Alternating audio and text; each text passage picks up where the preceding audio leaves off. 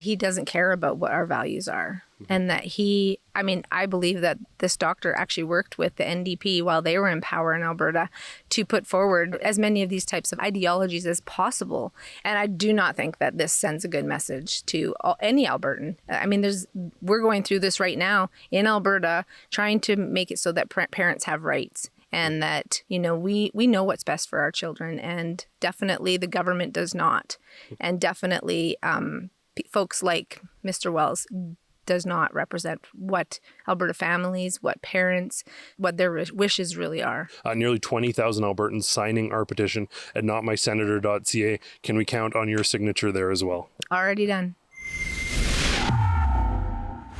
Adam Soos here for Rebel News. In 2021, during Alberta's provincial elections, in addition to the election of Danielle Smith's United Conservative Party, who would go on to form the government of Alberta, Albertans also voted for nominees for senators that they wished would represent them in the Canadian Senate. Now, these votes are not technically binding. Senators are ultimately recommended by the Prime Minister of the country, that being Justin Trudeau, and then appointed by the Governor General. Despite these nominations not being binding, over the last 4 Senate elections, 9 nominees have been selected, and of those 9, 5 have actually been fully appointed to the Senate of Canada. Alberta is unique among provinces in that they elect nominees to the Senate. Our province goes out of the way to ensure that Albertans are genuinely represented via this non-binding democratic process. They make clear to the Prime Minister and to the Governor General who they want. The 3 Albertans nominated in 2021 in order of highest number of votes received were Pam Davidson, Erica Baroudis,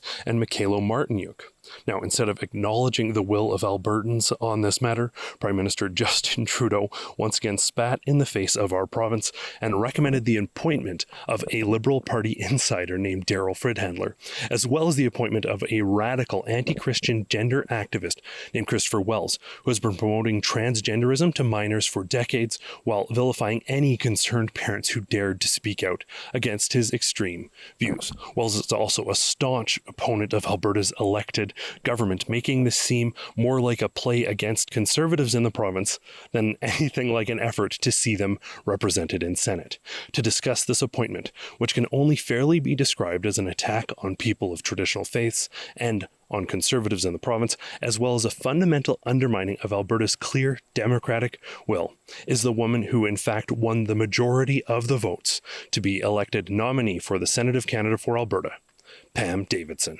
As we have seen, he does not care what Alberta thinks and what we would like, what our wishes are.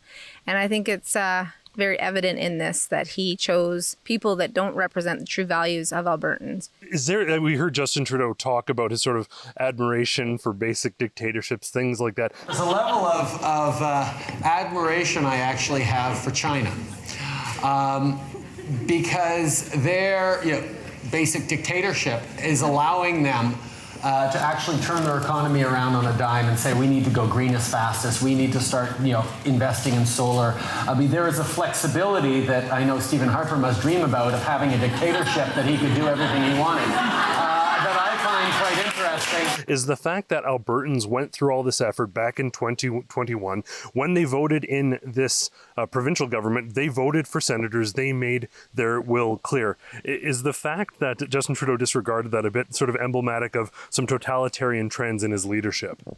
100%. During our election, actually during the process of being elected, he appointed the now senator from Banff and said, this is an independent process, but even though Alberta is going ahead and making their wishes known democratically, he is just going to go ahead and appoint someone in the middle of an election process already.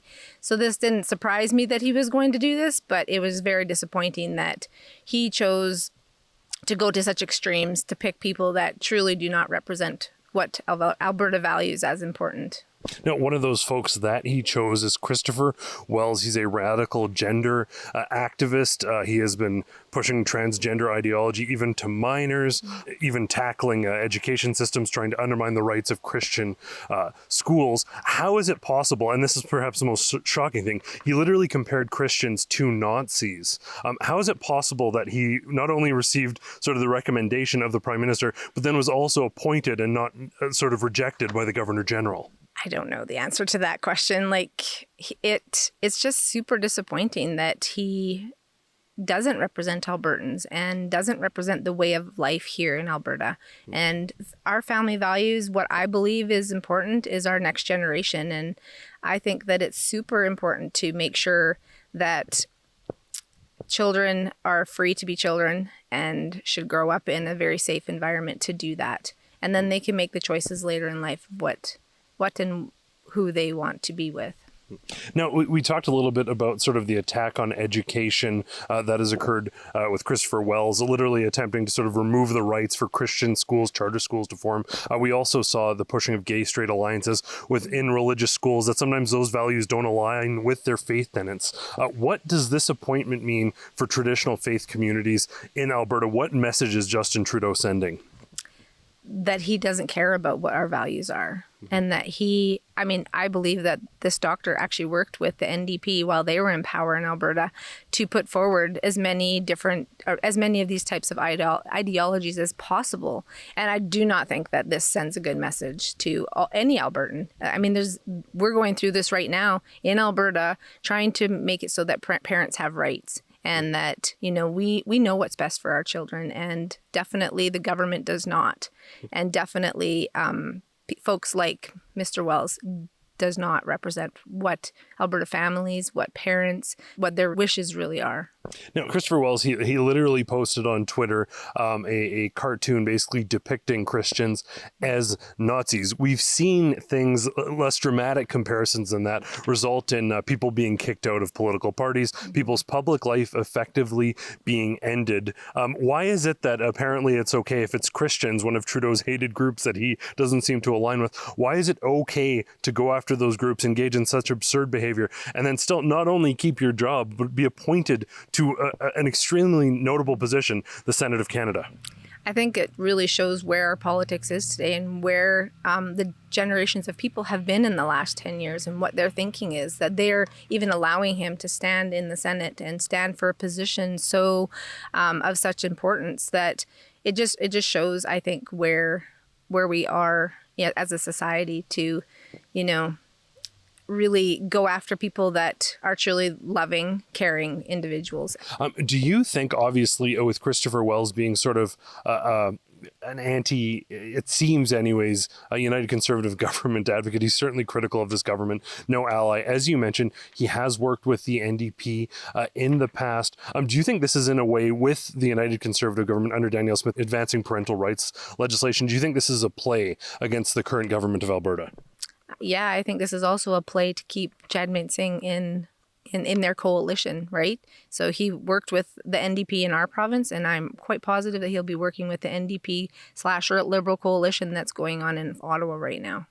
Now, the other appointee here is a Liberal sort of insider, Daryl Fridhandler. Does the fact that he was appointed as opposed to the people that Albertans actually elected and nominated signal the nepotism that we all know exists within the Liberal Party? I mean, I guess that's for Albertans to decide. They did decide to vote for me and cast their votes by a lot to give me that number one position. And I'm the most voted for female in Canada in politics right now. So, yeah, I do think so. Do you think Trudeau has sort of lost the plot here? Has he lost control? This isn't a subtle sort of appointment of an apolitical Olympian who's come back as a hero or some famed author. This is a Liberal insider and then a notorious radical activist. This isn't subtle. This is a clear jab against certain communities, in fact, the vast majority of Albertans. Yeah, I think at the end of the day, I was elected by Albertans. They were not. I represent what the majority of Albertans would agree with in my morals and in what I believe. Mm-hmm. And these two appointees, whoever they might be, because they're appointed, it just shows that Trudeau does not respect the democratic process that we have laid out in Alberta. I don't like getting into gender politics, but Justin Trudeau certainly does. And he pitches himself as something of a feminist. This is a feminist generation, and it needs feminist governments to stand with it. I can't help but notice that Albertans, the two leaders in this nomination process for nominees for Canadian Senate, Albertans picked two women. Justin Trudeau has instead appointed two men to these positions. Does this speak to the fact that Justin's sunny ways and feminism is phony? Yes. Full stop? Full stop. Now, Albertans voted for you. Had Justin Trudeau actually acknowledged what Albertans wanted, what would have been your first move in Senate? I would say my first move in Senate would have been to represent the real people of Alberta, the farmers, the ranchers, the people that live in rural Alberta. I, as you can see, live in rural Alberta.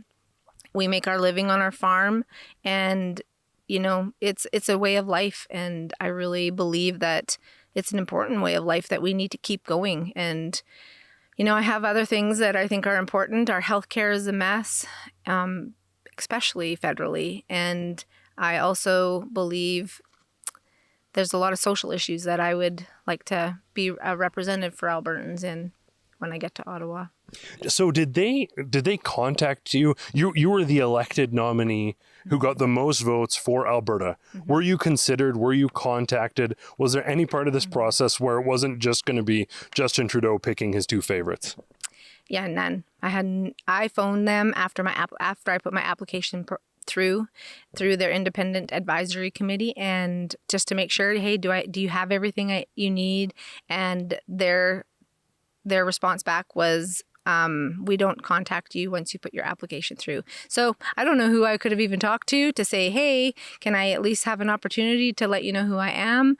In the application process itself is very vague and very, they just don't really dig into the weeds of who you are and what you stand for, other than asking you which political party you're involved with.